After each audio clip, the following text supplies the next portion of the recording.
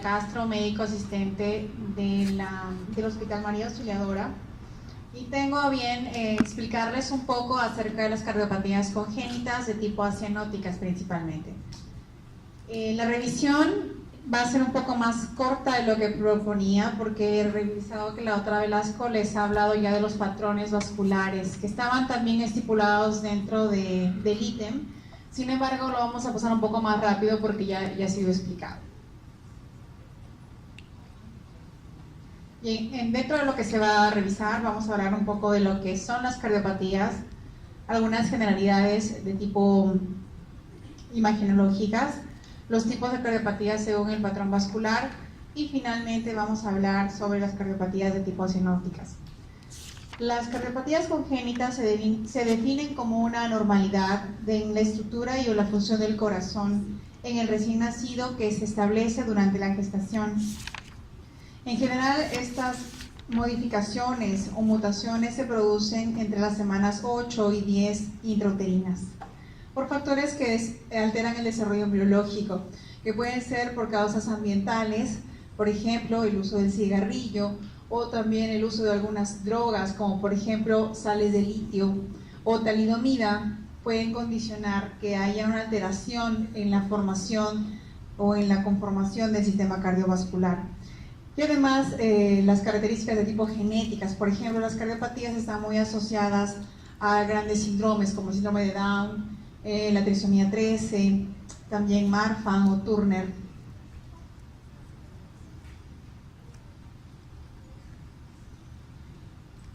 Como radiólogos y ustedes como parte de llevar el curso, tenemos que darle algunas respuestas al médico cardiólogo, al médico referente, quien está solicitando la radiografía o el estudio de tipo imagenológico.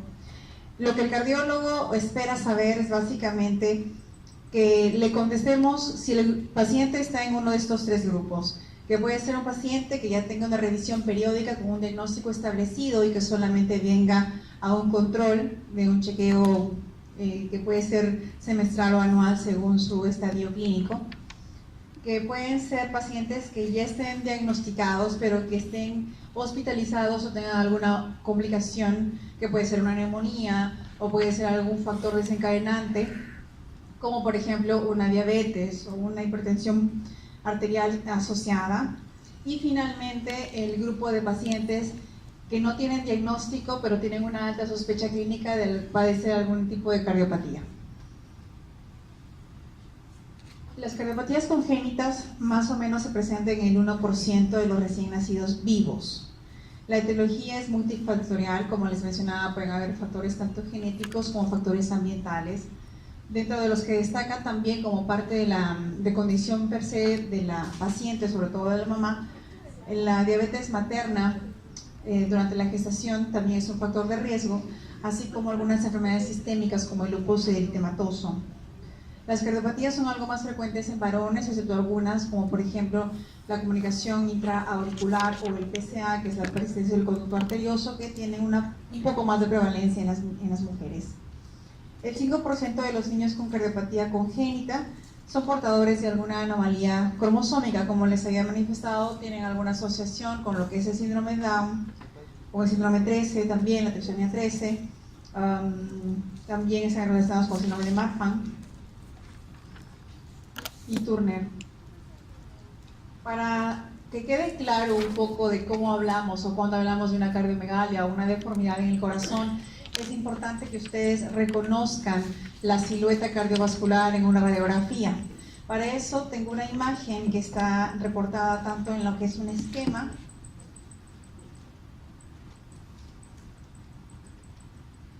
como pueden ustedes notar aquí, y una proyección de este esquema en una radiografía de tórax. Entonces miren ustedes, la silueta cardiovascular tiene un primer segmento que viene a ser la vena cava superior. Esta vena cava superior está solapada, traslapada, comparte las estructuras propias del mediastino. Sin embargo, esta parte, una franja muy pequeña, es la que corresponde a la vena cava superior. Lo que ocupa todo el margen, no sé por qué sale esto, pero bueno, todo el margen del borde cardíaco corresponde al ventrículo, a la aurícula derecha. El callado de la aorta o la aorta ascendente con su callado se ve sobre todo en pacientes que tienen más de 40 o 50 años o que padezcan una enfermedad de tipo cardíaca, por ejemplo hipertensión arterial, que genera un mayor abombamiento de la zona y produce una protrusión. Aquí no es visible, sin embargo se proyecta a esta altura. Lo que continúa en lo que hablamos de cavidades derechas, a esta zona, ya sea anterior, se proyecta el ventrículo derecho. Es por eso que no tenemos una representación del ventrículo derecho en una radiografía frontal. La radiografía frontal permite inferir una dilatación del ventrículo derecho cuando la punta, es decir, el ápex del corazón no tiene una disposición hacia el seno cosdiafragmático izquierdo, sino hace una horizontalización o la punta se dirige hacia arriba. Eso lo infiero debido a que el crecimiento va a condicionar este desplazamiento. Sin embargo, lo que sí veo de una forma importante en una radiografía simple es el margen cardíaco derecho que corresponde a la aurícula derecha y este margen cardíaco o borde cardíaco izquierdo que corresponde al ventrículo izquierdo. Eso es lo más importante que tienen que reconocer en una radiografía. Tenemos también aquí un contacto, una comunicación que en la parte fetal es permeable, que es la comunicación de la aorta con la arteria pulmonar.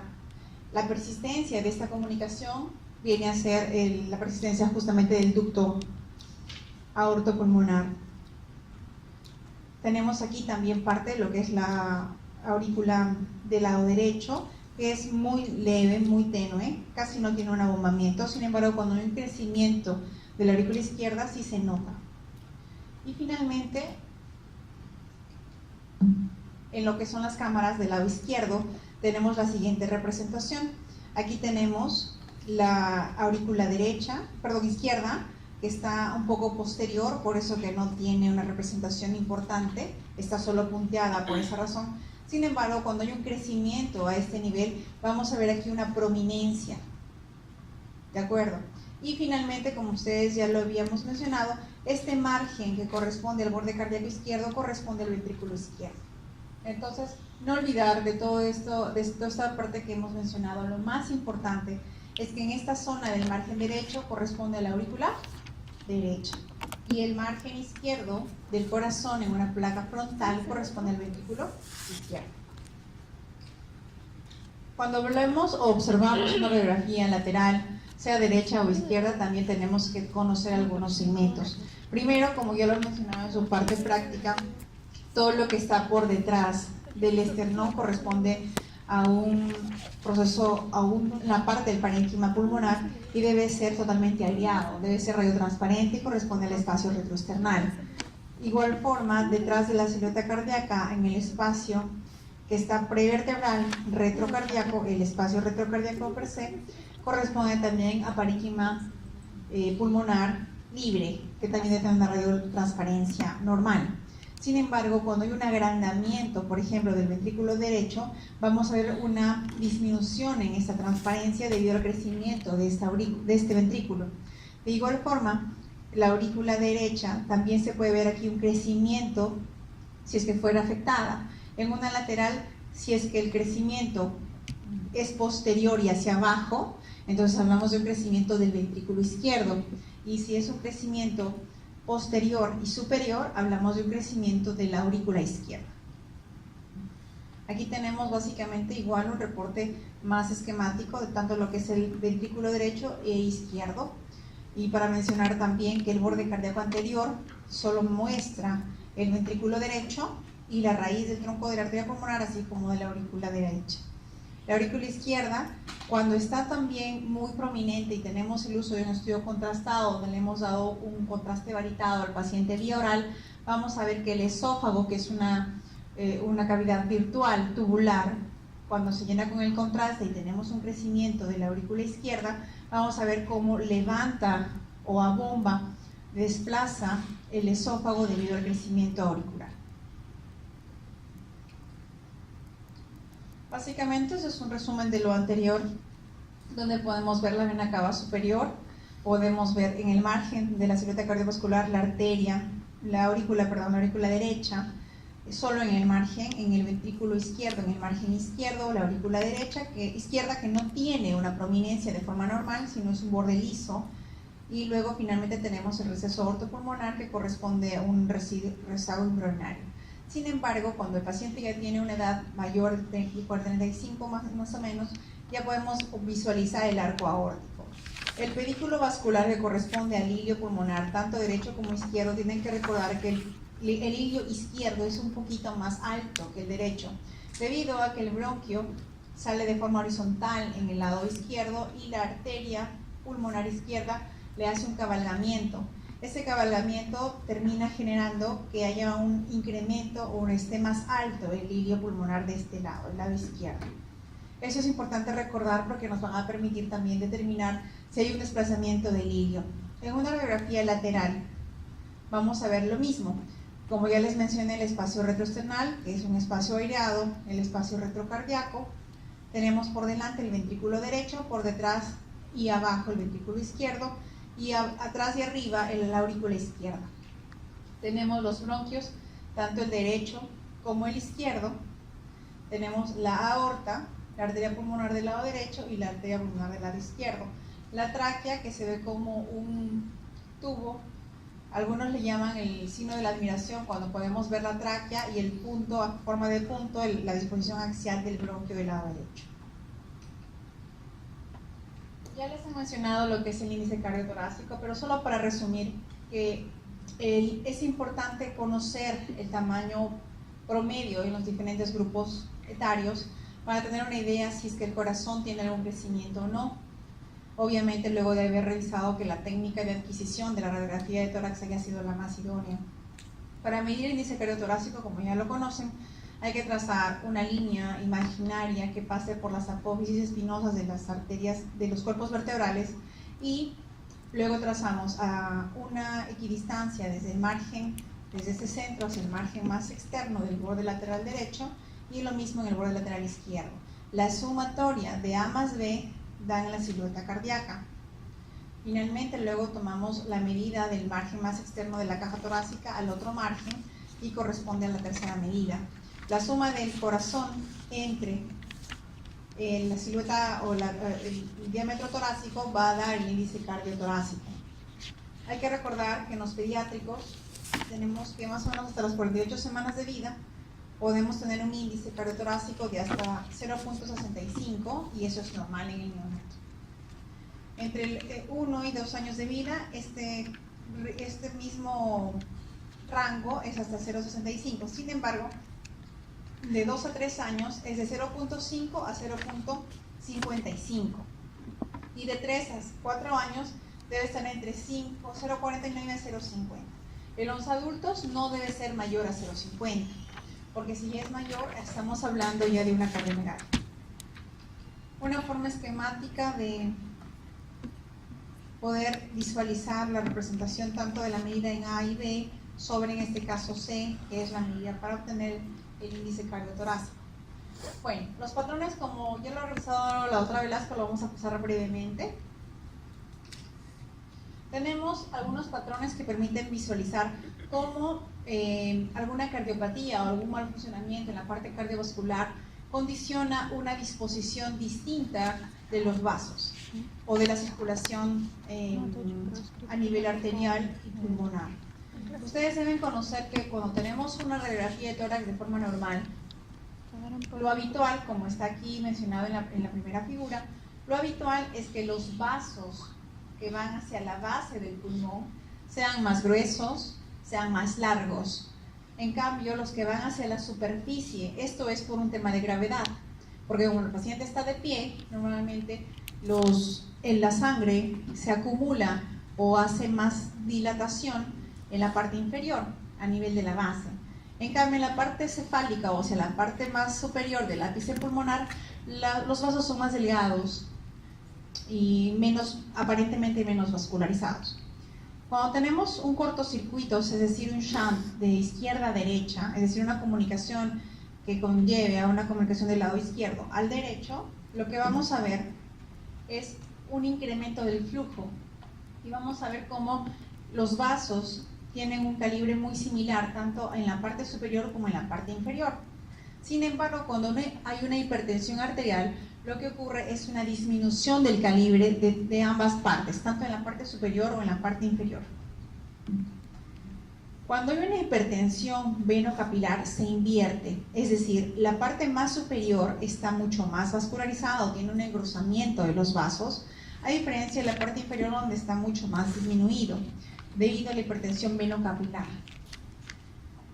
En la isquemia, la disminución es tanto arriba como abajo, tanto en la parte apical como en la parte basal. Es un patrón que se llama como isquemia o oligoemia. Y finalmente el patrón vicariante, donde hay una estrechez bastante marcada, casi laminar de los vasos, y los únicos que se logran ver son los de tipo bronquial. Esto es una explicación un poco más detallada. La circulación normal, entonces, como ustedes pueden ver, a medida que el hilio se dirige hacia abajo, se engrosa y es más ancho el calibre de las arterias pulmonares. A medida que van hacia la superficie o hacia el ápice, se adelgazan. Eso es un patrón normal. Sin embargo, se puede ver este patrón cuando hay una sobrecarga por un obstáculo en la salida del ventrículo derecho, en algunas patologías como en la estenosis pulmonar leve, o la estenosis o la coartación de la aorta. Esto condiciona que las mismas características de un pulmón normal se conserven, como por ejemplo lo que ya habíamos mencionado, que el hilo izquierdo sigue siendo más alto que el hilo derecho. Aquí podemos observar una circulación normal, de patrón normal, donde podemos notar, bueno, aquí está interrumpiendo esta imagen que no sé por qué sale, pero aquí podemos ver en el otro lado cómo los vasos que van hacia la parte superior son mucho más filiformes y más angostos que los que se dirigen a la base. Si ustedes ven aquí el hilo pulmonar del lado derecho, aquí hay un vaso mucho más grueso, mucho más ancho, y van hacia la base. Ese es el patrón habitual del hilo pulmonar, hacia la base. En cambio, hacia la superficie los vasos son mucho más delgados.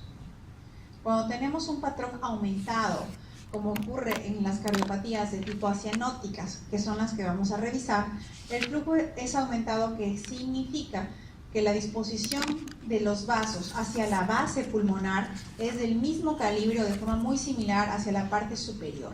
Como ustedes pueden ver, tanto los vasos que están hacia abajo tienen un ensanchamiento que es muy similar hacia la parte superior.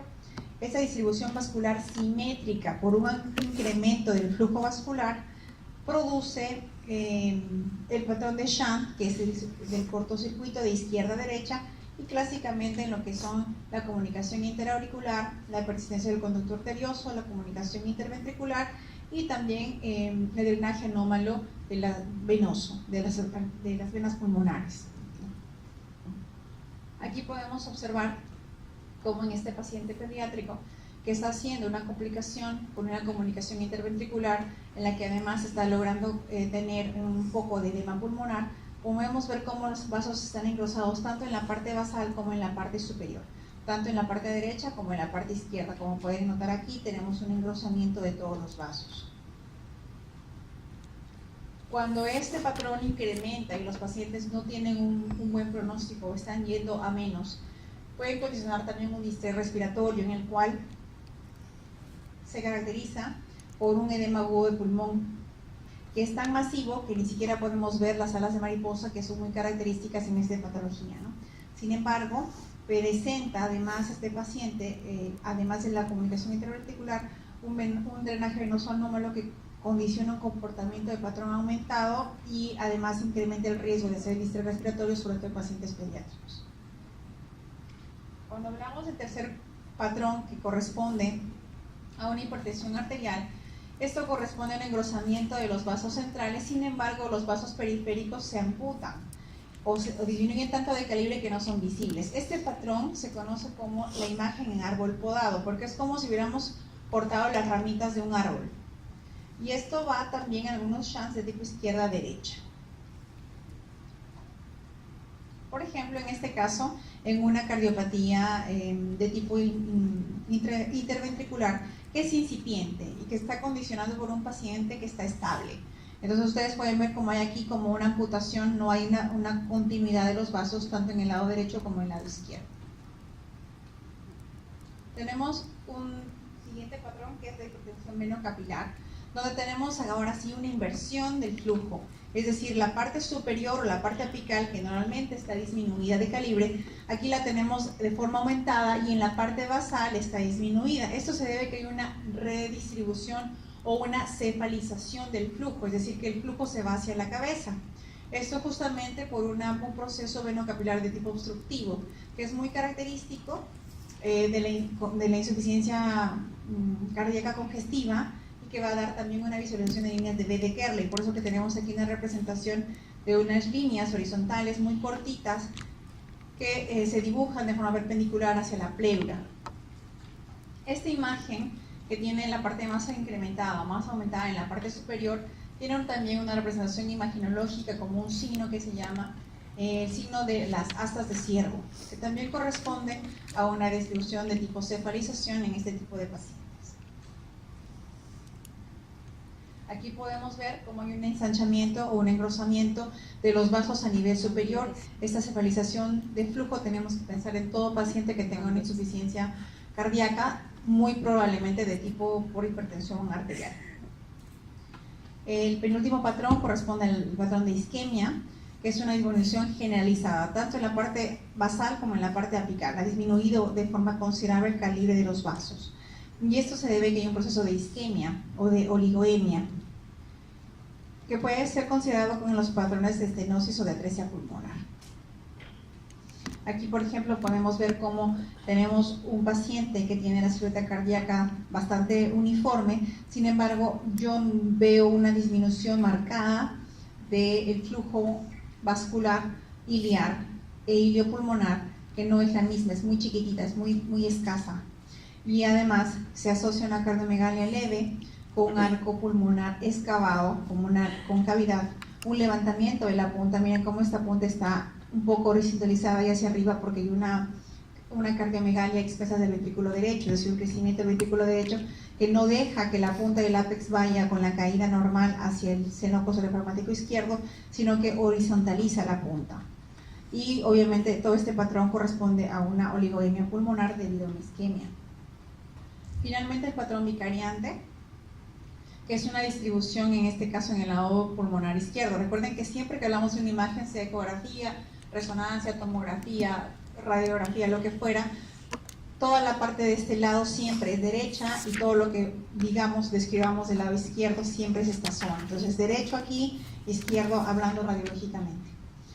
Entonces, en la parte izquierda, en este caso, en la parte del pulmón izquierdo, vemos la presencia de vasos bastante cortos e irregulares que corresponden a vasos de tipo bronquial, ya no de tipo pulmonar. Se presenta cuando se atrofian los vasos bronquiales y se produce un intento de compensar. No hay ya vasos de tipo pulmonar y por lo tanto los vasos bronquiales intentan compensar el flujo y se describen como unas líneas muy pequeñas porque estos vasos tienen un calibre bastante pequeño a comparación de la arteria pulmonar que tiene un hilio mucho mayor. Entonces aquí, por ejemplo, tenemos en un patrón vicariante, aquí todavía tenemos el hilio pulmonar derecho más o menos conservado, un poco disminuido, pero todavía conserva la disposición basal de la irrigación habitual.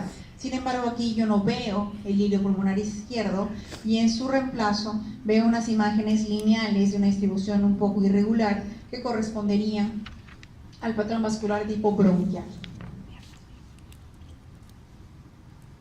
En algunos casos podemos ver también que esta distribución de tipo vascular es asimétrica, es decir, para un lado está normal o casi normal con la distribución disminuida en la parte cefálica y incrementada en la parte basal como es un patrón normal. Sin embargo, existe que en el lado contralateral podemos visualizar una demarcada disminución. Esas asimetrías podrían estar relacionadas a agenesis de tipo pulmonar o a una fístula del sistema pulmonar que esté robando el flujo y que por lo tanto condicione una disminución del flujo en el lado más afectado.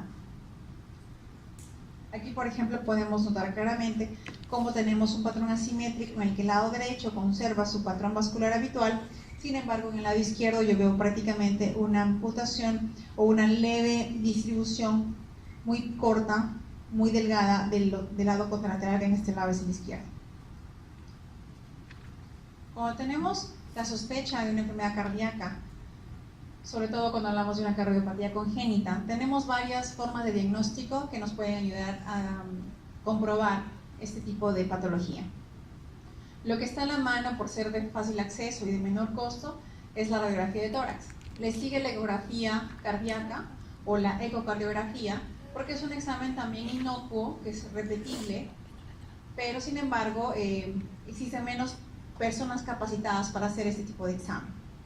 La tomografía y la resonancia también constituyen elementos valiosos para la evaluación de este tipo de patologías y sobre todo permiten dar una visualización más amplia del manejo terapéutico si es que este paciente tuviera que tener algún tratamiento, sobre todo de tipo quirúrgico. Bien, en lo que son las cardiopatías que vamos a enfocar, hay muchas clasificaciones. Sin embargo, lo vamos a enfocar en dos grandes grupos. Primero, las cardiopatías de tipo acianóticas y las cardiopatías de tipo cianóticas. Lo que vamos a tratar ahora solo son las acianóticas. De las acianóticas, el cortocircuito o el shunt es de izquierda a derecha, es decir, el flujo es mayor del lado izquierdo al derecho. En cambio, en el otro lado de las cianóticas, el shunt es izquierdo, el cortocircuito es de derecha a izquierda. Eso condiciona la cianosis. Entonces, como parte del resumen de todo este cuadro sobre lo que son cardiopatías no cianóticas y cianóticas, tenemos otra agrupación. Cuando el flujo pulmonar es aumentado, donde tenemos la comunicación interauricular, la interventricular y el ducto arterioso persistente, y cuando el flujo pulmonar es normal, en estos casos hablamos de una estenosis pulmonar o una coartación aórtica. Cuando las cardiopatías son cianóticas, es decir, el paciente clínicamente tiene un color azulado con el llanto, lo que no ocurre con las patologías no cianóticas, tenemos igual dos escenarios, que puede haber un flujo pulmonar normal, en este caso hablamos de la patología de Fallot o la anomalía de Einstein. Y también cuando tenemos el flujo pulmonar aumentado, tenemos la exposición de grandes vasos o el defecto venoso anómalo de las arterias pulmonares o el tronco venoso y el ventrículo único como parte de las patologías que corresponden al flujo pulmonar incrementado. Este es un resumen de lo mismo en la anterior, donde también tenemos una distribución tanto de las acianóticas como las cianóticas con flujo pulmonar normal y con flujo pulmonar aumentado. Deben recordar que como parte de la revisión de esta parte, tanto la comunicación interauricular como la interventricular y el ducto persistente tienen la característica de tener un flujo pulmonar aumentado. Dentro de las cardiopatías congénitas acianóticas, que son las que vamos a revisar hoy, corresponden en frecuencia, como ustedes pueden notar, la más importante por el tema de frecuencia es la cardiopatía interventricular, de acuerdo a la comunicación interventricular, que más o menos corresponde al 25 a 30%.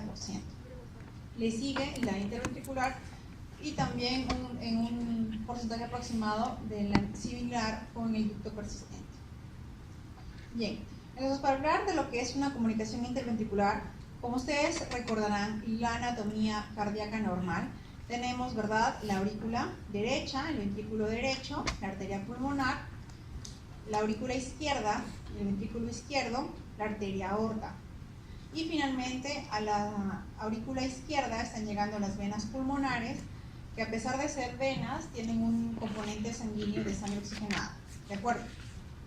Muy bien. ¿Qué es lo que ocurre en la comunicación interventricular? Existe un defecto en el septo. Recuerden que existe aquí un septo, que es un tejido que separa las cavidades ventriculares. En el caso de tener una comunicación, como su nombre lo dice, este septo está interrumpido, es decir, hay una comunicación entre el ventrículo derecho y el ventrículo izquierdo. Como el ventrículo izquierdo tiene mayor capacidad de bombeo, por tener mayor presión, por el volumen de aporte sanguíneo que tiene, entonces el shunt va a ir de izquierda a derecha, es decir, la presión del ventrículo izquierdo va a condicionar que haya un circuito o cortocircuito o shunt hacia el lado derecho. Bien, entonces la comunicación interventricular, deben recordar que es la cardiopatía, en primer lugar, más frecuente. Es un defecto en el septo que permite la comunicación de ambos ventrículos. Y existen dos tipos, la de tipo membranosa y la de tipo muscular. La más frecuente es la de tipo membranosa y se ubica en los 2/3 superiores, mientras que la muscular, que es más muscular por lo tanto, está en el tercio distal.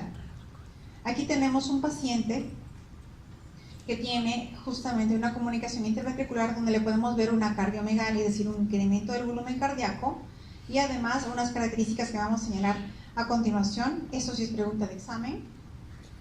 Las características radiográficas, obviamente no les voy a preguntar así porque esos exámenes no nos permiten de memoria, sin embargo los casos clínicos van a estar en relación a esas características, entonces solamente son algunas diapositivas que ustedes pueden analizar. Yo no suelo colocar dibujos porque es un poco difícil que ustedes logren distinguir desde su posición las imágenes. Si pongo un dibujo, generalmente les pongo la letra o les pongo la descripción de la imagen para que no padezcan tratando de ver, porque no es sencillo ver una radiografía de lejos, menos en una foto donde tampoco la definición es la ideal. Entonces, estas diapositivas en las que ustedes van a ver las características radiográficas va a ser dentro de las que yo voy a enmarcar las preguntas. Alguna ventaja tienen que tener de venir a clase. Entonces esas son las preguntas, por si acaso.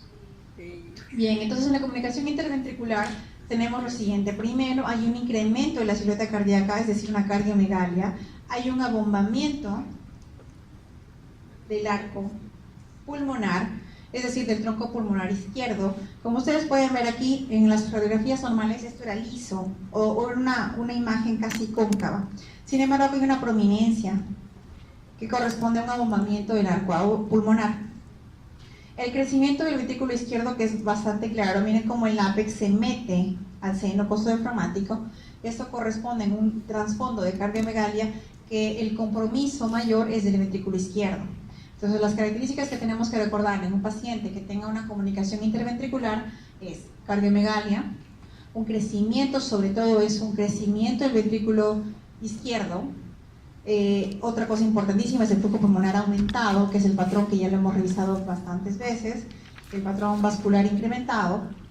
Por lo tanto, tiene un incremento de los vasos pulmonares, tanto en la parte basal como en la parte apical.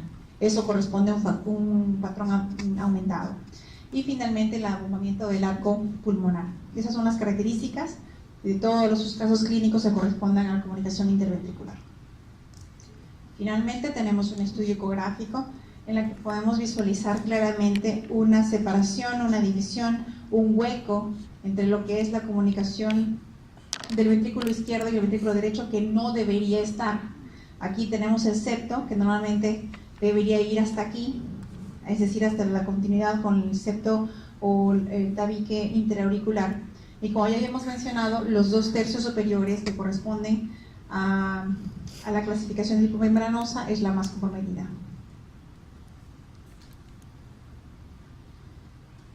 Dentro de la clasificación, como lo habíamos venido viendo, la membranosa, que es la superior, es la más frecuente, y la muscular es la más distal y también la menos frecuente. Ustedes pueden ver aquí como en esta imagen tenemos un esquema en el cual muestra una comunicación interventricular del lado izquierdo con el lado derecho a nivel ventricular, y tenemos también que en esta tomografía podemos visualizar esta misma comunicación a este nivel, donde el ventrículo izquierdo tiene un contacto permeable con el lado derecho. En algunos pacientes estos contactos, es decir, estos septos pueden ser múltiples, es decir, que la comunicación interventricular no sea única, sino en varios puntos. Aquí tenemos una resonancia magnética. Tenemos una tomografía y tenemos una radiografía del mismo paciente, en la que aquí podemos visualizar cómo hay una comunicación interventricular también visible por resonancia magnética. Aquí tenemos por el pasaje de contraste a través de una tomografía o una cardiotomografía, y aquí tenemos la radiografía en la que podemos visualizar una cardiomegalia, un arco pulmonar del lado izquierdo incrementado y un patrón de flujo también aumentado. Aquí en la derecha, que no sé por qué no sale esto, pero aquí en la derecha, en la lateral, podríamos visualizar también cómo el ventrículo izquierdo, miren ustedes, disminuye considerablemente el espacio retrocardíaco, que es más o menos amplio, debido a que hay un crecimiento de esta cara. Eso nos ayuda también en una lateral a visualizar qué cavidad cardíaca está comprometida. Aquí tenemos un estudio de resonancia magnética en el que en varios cortes y de diferentes casos podemos visualizar a nivel de los asteriscos la comunicación interventricular en diferentes segmentos, tanto en la parte superior, es decir, la parte membranosa, como en la parte más inferior, también es superior, y en la parte más inferior, como es en el caso de la comunicación de tipo muscular. Pues tenemos aquí toda esta comunicación, todos estos puentes que permiten inferir que este paciente corresponde, tanto en cortes axiales como en reconstrucciones coronales, que hay una comunicación entre los ventrículos. Este paciente ya tiene un cierre parcial que se visualiza como una línea, porque ya ha sido intervenido quirúrgicamente. La penúltima ítem que vamos a evaluar, que es la comunicación interauricular, corresponde a un defecto, en este caso ya del septo interauricular. Aquí también tenemos una clasificación que puede corresponder al ostium secundum, que es el más frecuente, y que corresponde a la parte más distal, es decir, lo que está más próximo a las válvulas, tanto tricuspilla como la válvula mitral. Generalmente pueden cerrar solas antes de los 2 años de vida, y también tenemos el ostium primum, que es la porción más baja del septo, el tipo seno venoso, que corresponde a una comunicación del seno venoso directamente con la aurícula del lado izquierdo, y el tipo de seno coronario no techado, que es cuando el seno coronario, donde están las valvas para la salida de las arterias, de la arteria pulmonar, también tiene una comunicación directa a ese nivel, ya no a nivel del septo, sino al nivel del seno coronario con la aurícula del lado izquierdo. Aquí tenemos cómo se va formando, según la evolución cronológica de la vida, el centrum primum, el ostium primum, el ostium secundum, que podemos ver que es más alto que el otro, y cuando, recuerden ustedes que hay una prioridad normal de estas aurículas en la etapa fetal. Sin embargo, cuando el bebé nace, el recién nacido, con el llanto, permite que haya un cierre del foramen oval, se cierra esta comunicación normalmente y evita, o ya no debería haber esta comunicación en la parte ya luego del parto. Sin embargo, cuando persiste esta comunicación, es que estamos hablando de una comunicación ya interauricular, que puede tener estos escenarios, que puede estar a nivel del ostium primum, a nivel del ostium secundum, a nivel del seno venoso, o que esté directamente con el seno coronario. Igual, esa es la diapositiva más importante, las características radiográficas. Igual hablamos de una cardiomegalia, y miren aquí lo más importante, si estamos hablando de la comunicación interauricular, entonces la aurícula que se ve siempre es la derecha, cuando hablamos de una radiografía frontal. Entonces, ustedes notan aquí, hay un crecimiento, hay un abombamiento, un incremento marcado de la aurícula derecha, y eso es lo que debemos buscar en un paciente que tenga la sospecha de una comunicación interauricular. Que haya un abombamiento o un crecimiento de la aurícula derecha, un abombamiento del arco pulmonar, eso es por empuje. La cardiomegalia, obviamente, porque hay un incremento del tamaño cardíaco a expensas, en este caso, de la aurícula derecha, y el flujo pulmonar aumentado, porque hay un efecto también de incremento del flujo en la parte apical debido a la congestión que condiciona el problema cardíaco. Aquí es mucho más notorio, como ustedes pueden ver, aquí es un corazón normal, sin embargo aquí podemos ver con mucha claridad el abombamiento o el incremento del tamaño en la aurícula derecha. Entonces, cuando yo veo esto, debo pensar en que se trata de una comunicación interauricular. Miren también cómo logramos observar un incremento a este nivel, ¿no es cierto? ¿Por qué? Porque de forma compensatoria está empujando y condicionando un incremento también del tamaño en la aurícula del lado izquierdo. Y bueno, el abombamiento en global, la cardiomegalia que condiciona la comunicación interauricular, y finalmente asocia a un flujo pulmonar aumentado dentro de los patrones de vascularización. Para que les quede claro y se graben, que es una característica importantísima, ver el abombamiento o determinar el abombamiento de la aurícula derecha. Siempre recuerden que este margen, este lado, corresponde a la aurícula derecha. Entonces, si yo lo veo levantado, bombado o incrementado, tengo que pensar que la parte afecta dentro de las cámaras cardíacas es la aurícula derecha. Aquí podemos ver también incluso cómo hay una cirugía, bueno, acá están los hilos de sutura, una cirugía que ha intentado reparar ya esta comunicación y está como condicionante, ¿no? Y ustedes pueden notar que, a diferencia de esta otra radiografía, la aurícula derecha ha disminuido de tamaño, aquí está ya más pegada al margen cardíaco porque ya no tiene una presión importante debido a la cirugía. tenemos un estudio de resonancia magnética cardíaca en el que podemos notar también una comunicación a nivel de los asteriscos, una comunicación interauricular, tanto en la imagen A, que podemos ver aquí una parte proximal, una parte más distal, y además también aquí en otra resonancia, en otra secuencia, en la que podemos notar una comunicación interauricular a nivel del asterisco. Aquí tenemos un agrandamiento de otro paciente en el que igual vemos una comunicación de la aurícula izquierda con la aurícula derecha. Finalmente, para terminar, vamos a hablar y revisar brevemente lo que es la persistencia del ducto arterioso. Consiste en este caso en la comunicación. Recuerden que en la parte fetal o cuando estamos hablando en la parte embrionaria, es normal que existe una comunicación de la aorta por detrás o debajo de lo que es la arteria subclavia a nivel de la aorta descendente y con el tronco de la pulmonar. Eso es lo normal. Cuando existe el nacimiento también ocurre una oclusión y luego esta comunicación al cerrarse luego va a formar un ligamento, que es el ligamento, ¿no es cierto?, aortopulmonar. Sin embargo, cuando esta comunicación persiste después del nacimiento, esta es de las que mejor pronóstico tienen, porque incluso podrían llegar a tener un flujo normal, hablando de patrones vasculares, porque su compatibilidad de la vida es bastante alta. Es de las más fáciles de tratar porque no necesitan generalmente cirugía, solo se les da un AINE, que es la indometacina. La indometacina es un medicamento que permite el cierre de este conducto.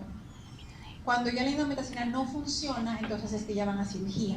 Sin embargo, en las otras, tanto en la comunicación interventricular como en la auricular, generalmente van a cirugía abierta o percutánea según el grado, según la cantidad de shunt o el tamaño de comunicación que tengan.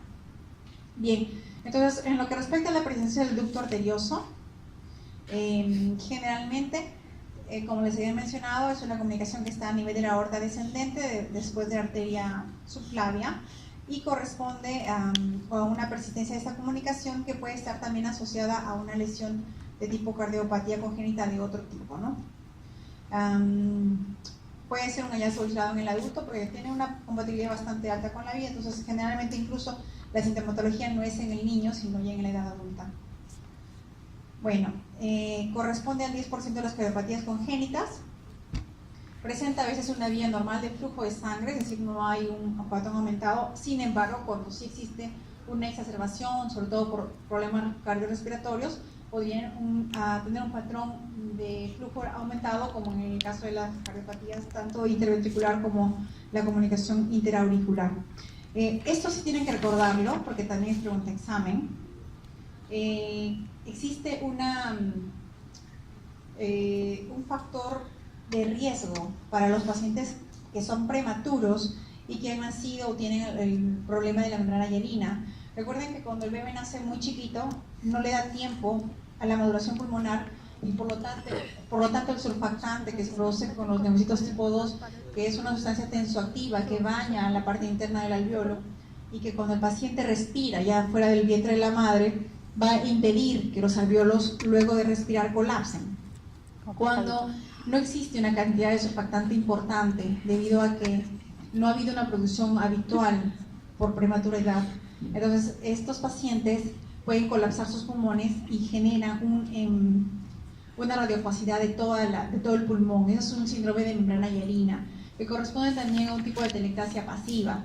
Y esta membrana hialina se asocia mucho a también persistencia del ductus. Entonces, si yo les pongo paciente prematuro, mujer de, no sé, 28 semanas por capurro, que nace y durante la primera radiografía se observa un síndrome de membrana hialina, la cardiopatía más frecuente asociada es el ductus arterioso. Bien.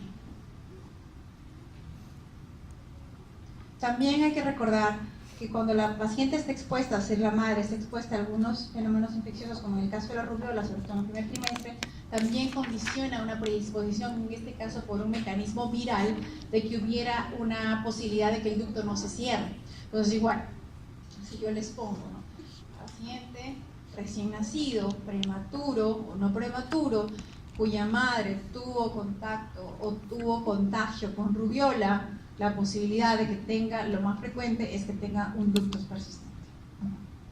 Ya si con eso no prueban, ya no se pase. Ya, más frecuente en mujeres que en varones, a diferencia de las otras, que sí es más frecuente en varoncitos.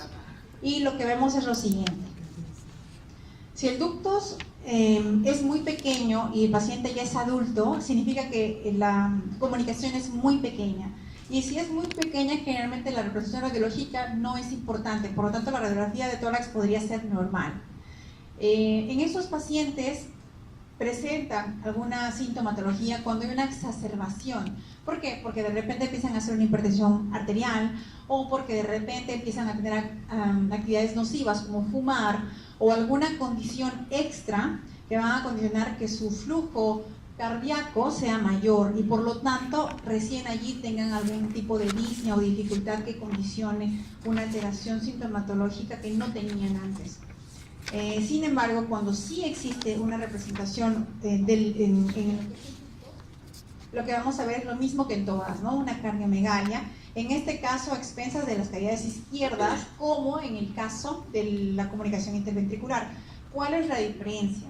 Que la comunicación a este nivel no solo es del ventrículo, como en el caso de la ventricular, sino que también hay un compromiso de la aurícula del lado izquierdo.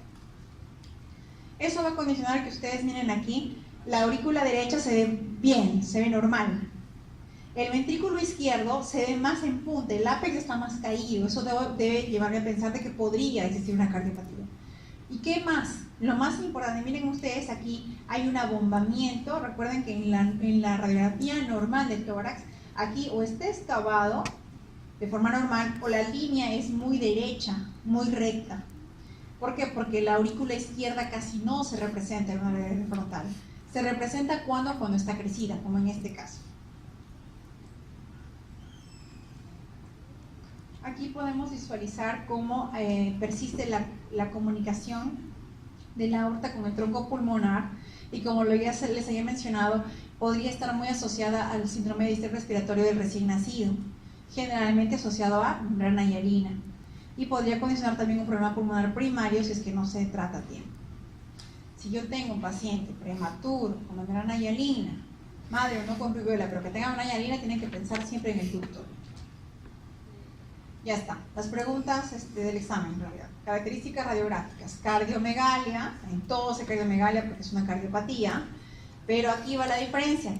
La aurícula izquierda está crecida, el ventrículo izquierdo también está crecido y podría haber un ensanchamiento de la aorta ascendente. Esto no es muy visible, ¿por qué? Porque la aorta ascendente está interpuesta entre todo lo demás de la silueta cardíaca, entonces visualizarlo no es muy frecuente. Sin embargo, es parte de la descripción de los hallazgos, ¿no? Entonces, lo que sí deben recordar, como ustedes pueden notar aquí, es el crecimiento del ventrículo izquierdo, cuyo ápex se hunde hacia el seno costosofragmático de este lado, y también el crecimiento importante, como podemos ver aquí, como una prominencia de la aurícula izquierda. El flujo pulmonar, como ya he mencionado, puede estar normal, es decir, un patrón vascular normal, o como en este caso puede estar incrementado. Miren ustedes como el flujo aquí basal es también alto, como habitualmente es. Sin embargo, en la parte apical, es decir, hacia el ápice, también tenemos un incremento de los vasos. Las tres cardiopatías que hemos visto, las tres tienen flujo pulmonar aumentado. El que además podría tener flujo pulmonar normal es el ductus. Los demás todos son aumentados. Aquí tenemos una ecocardiografía en la que podemos ver aquí, miren ustedes, el callado de la aorta y aquí tenemos el paso, la comunicación entre la arteria pulmonar y la aorta, es decir, la persistencia del ducto arterioso. Bien. Aquí tenemos una progresión cronológica de un paciente que al nacer justo hizo una membrana hialina porque es un prematuro. En la radiografía del primer día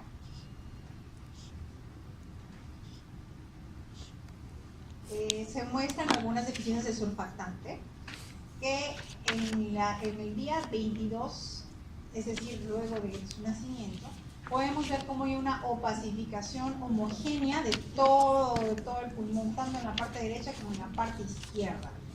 ¿De acuerdo? Si ustedes notan el tamaño cardíaco para el nacimiento en comparación al día 22, hay un incremento bastante visible. Ojo, estamos hablando del mismo paciente. Entonces aquí podemos notar claramente cómo hay una cardiomegalia importante de este paciente. Si ya estamos pensando en una membrana hialina y en una cardiomegalia, tenemos que pensar también entonces que este paciente dentro de las cardiopatías tendría que estar haciendo pues una presencia del ducto arterioso. Ahora, luego se le hace un tratamiento, en este caso quirúrgico, se le ha ligado, se le ha cerrado esta comunicación y ustedes pueden notar como después de la cirugía, aquí tenemos el elemento metálico de lo que han cerrado, podemos notar claramente cómo el tamaño cardíaco ha disminuido de forma considerable, porque es una patología afortunadamente que tiene un manejo bastante óptimo. Entonces ustedes pueden notar cómo a pesar de que todavía hay un compromiso pulmonar, esto ya debido a la falta de surfactante, la cardiopatía ha mejorado, o mejor dicho, se ha resuelto, debido a que se correspondería solamente a un ducto arterioso, ¿no? Que es más sencillo de manejar, a diferencia de las cardiopatías que vienen o conjugadas o que son de más difícil manejo. Aquí tenemos una imagen de tomografía donde podemos notar claramente la comunicación.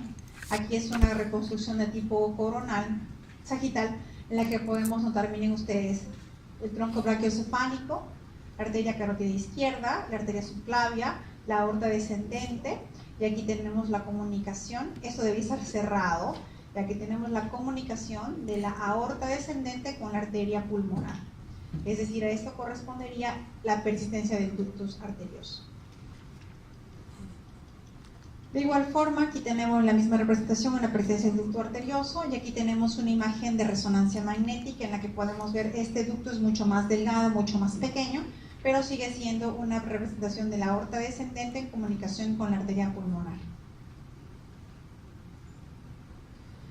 Y me parece que esa es la última figura en la que tenemos igual una reconstrucción que conserva los parámetros longitudinales del corazón, en la que podemos ver la comunicación entre la arteria pulmonar y la arteria aórtica descendente. Esta misma representación en axial nos permite visualizar, miren, esta comunicación. Lo normal es que esto sí esté comunicado porque es la aorta ascendente y la aorta descendente. Si yo la corto así, veo hacia arriba la parte del proximal y hacia abajo la parte distal. Es decir, se ve así, de forma normal, esa es parte del callado. Pero aquí hay una separación normal entre lo que es la arteria aórtica y la pulmonar. En este caso, por ser un paciente con persistencia del ducto, tenemos una comunicación entre lo que es la aorta descendente y la arteria pulmonar, o el tronco de la arteria pulmonar. Y bueno, eso es todo. Es un breve resumen de lo que ya habían realizado.